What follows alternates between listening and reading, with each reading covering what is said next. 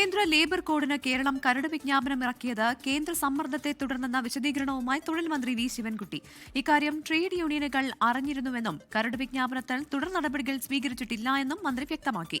സംഭവത്തിൽ ഉദ്യോഗസ്ഥരെ കുറ്റപ്പെടുത്തി തൊഴിലാളി സംഘടനകൾ രംഗത്തുവന്നു. അതേസമയം കേന്ദ്ര സർക്കാരിന്റെ ലേബർ കോഡിനെതിരെ ഇന്ന് സംയുക്ത തൊഴിലാളി സംഘടനകളുടെ നേതൃത്വത്തിൽ രാജ്യവ്യാപക പ്രതിഷേധം സംഘടിപ്പിച്ചു. കേന്ദ്ര സർക്കാർ നടപ്പിലാക്കിയ 4 തൊഴിൽ കോഡുകൾക്കെതിരെ തൊഴിലാളി സംഘടനകൾ രാജ്യവ്യാപക പ്രതിഷേധം നടത്തുന്നതിനിടെയാണ് 2021 കേരളത്തിൽ ലേബർ കോഡ് കരട് വിജ്ഞാപനം ഇറക്കിയെന്ന വിവരം പുറത്തുവരുന്നത്. മുന്നണിയിലും തൊഴിലാളി സംഘടനകളുമായി ചർച്ച നടത്താതെയാണ് കരട് ചട്ടം തയ്യാറാക്കിയതെന്നായിരുന്നു ആക്ഷേപം.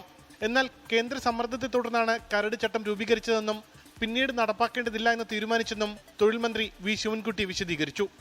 കക്ഷിയുടെ അഭിപ്രായം തേടിയപ്പോൾ ഇത് ഒരു കാരണവശാലും നടപ്പിലാക്കാൻ വേണ്ടി പറ്റില്ല, ഇതിൻ്റെ മഹാഭൂരിപക്ഷം കാര്യങ്ങൾ നടപ്പിലാക്കാൻ വേണ്ടി പറ്റില്ല എന്നുള്ള കാര്യം വരികയും ഇത് എല്ലാ ട്രേഡ് യൂണിയൻ ലീഡേഴ്സും ഇത് ചർച്ച ചെയ്യുന്നതിന് വേണ്ടിയൊക്കെ ഇതിലുണ്ടായിരുന്നു.